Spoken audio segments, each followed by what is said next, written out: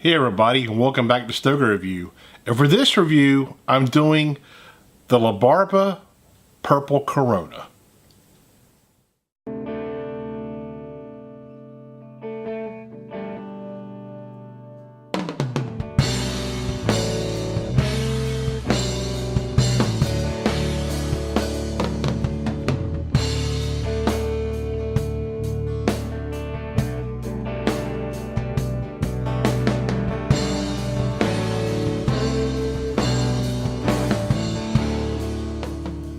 La Barba Cigars, which means beard in Spanish, was formed in 2010 by Tony Bellotto and Craig Rossi.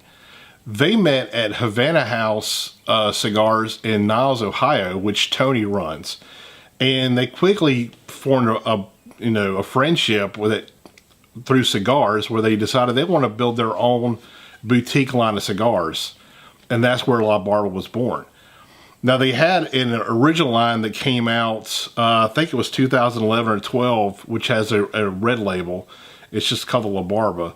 And it was met with a lot of fanfare throughout the social media and the cigar bloggers and whatnot. And now they came out with, in 2015, the Purple Edition. Now, this cigar, I hadn't really heard much about it.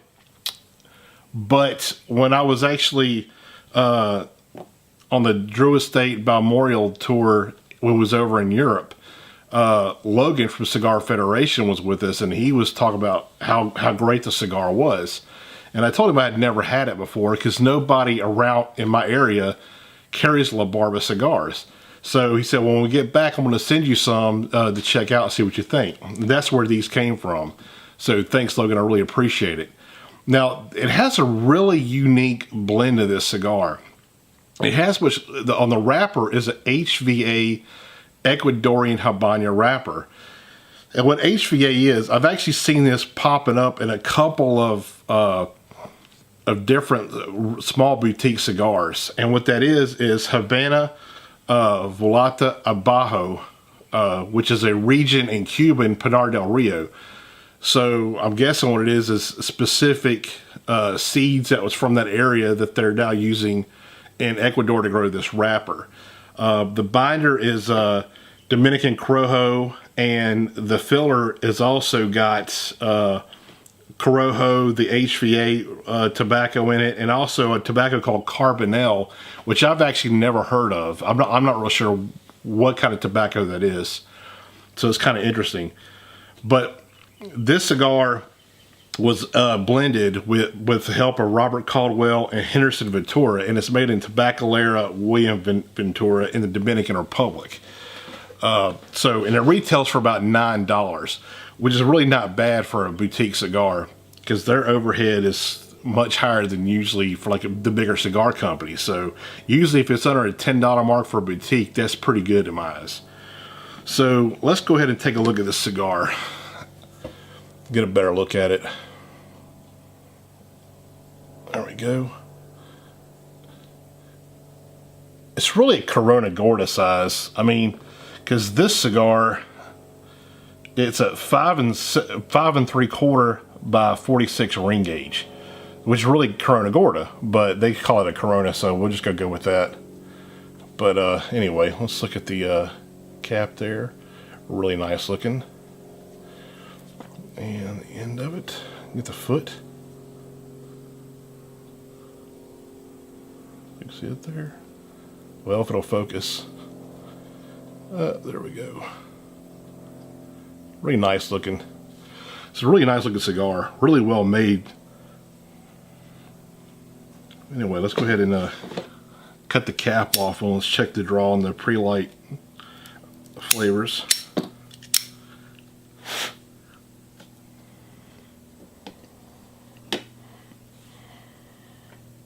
Draw is spot on, just perfect. That milkshake draw that I was talking about, I like that I prefer.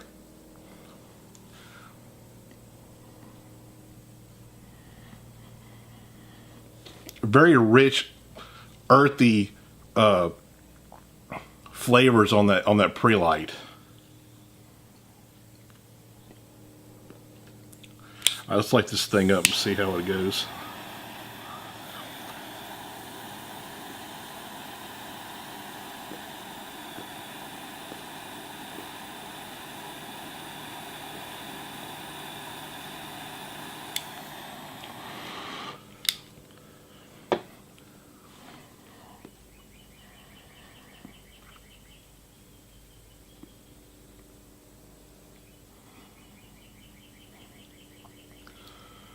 pretty flavorful.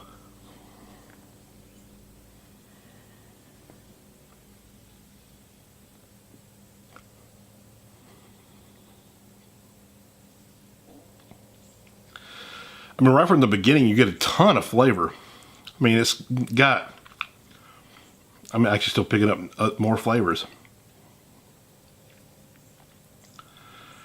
It has that rich earthiness to it, but it's also got like a real nice, almost like graham cracker note with it as well. Let's see.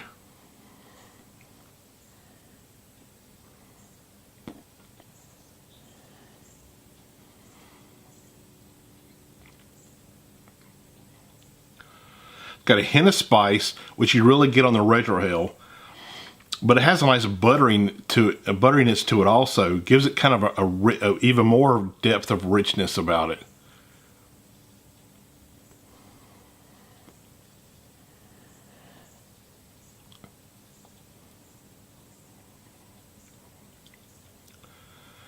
Really nice. Really enjoying this. It's off to a really good start. Anyway, I'm going to go ahead and get about to the halfway point, and I'll be back to let you know what I think.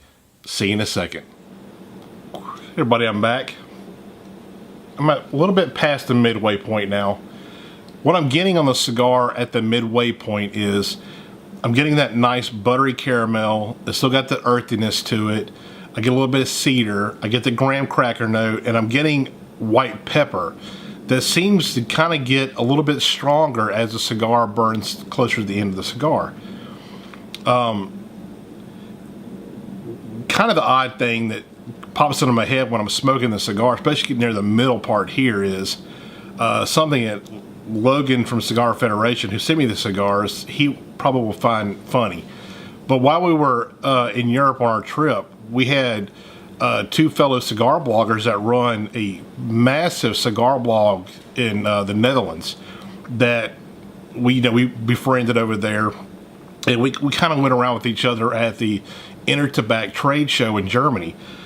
Anyway, they had these little wafers that are basically like a cinnamon waffle with caramel in between them, but they're super thin. They're thin as a cracker. They're called stroopwafels. And they were amazing. We actually were obsessed with them while we were there.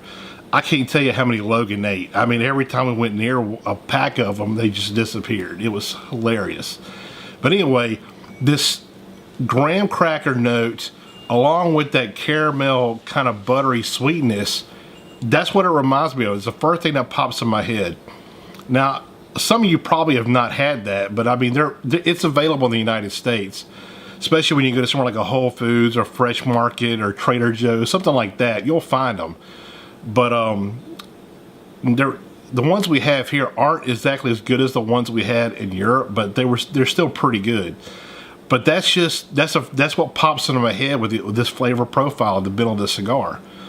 Basically, you know, stroopwafel with white pepper, cedar, and a little bit of earthiness. It's super good. I'm really enjoying it. Anyway, I'm going to go ahead and finish the cigar off, and I'll give you my final conclusions at the end. See you in a second.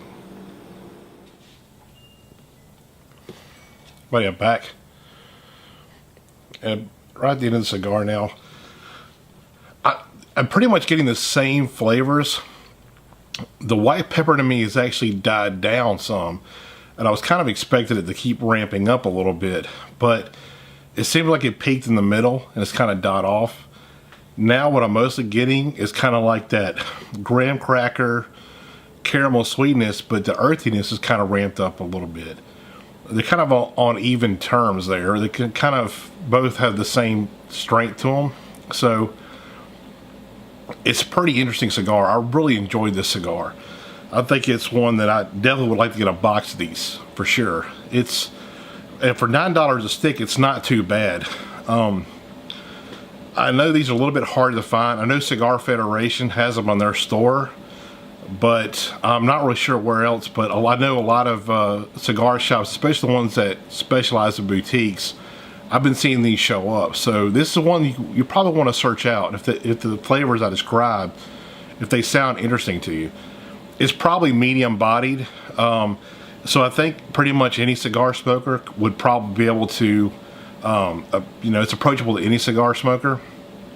But if you like really light stuff, maybe have, you know, a meal before it. But I don't think it's that strong. I'd say it's pretty dead on medium bodied. But a really fine cigar. I was kind of curious thinking about, you know, the aging aspect of this cigar. I'm not real sure I would age this one, just because I think the way it is now, I really enjoy the flavors that it has now. So I'm not really sure how long I would age these. If I did, it would probably be at most 2 years.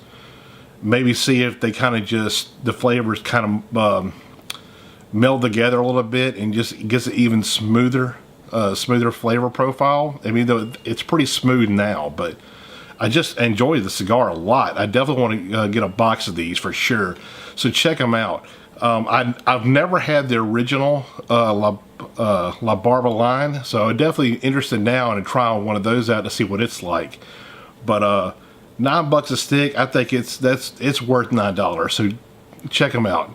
On that note, I'll see you next time.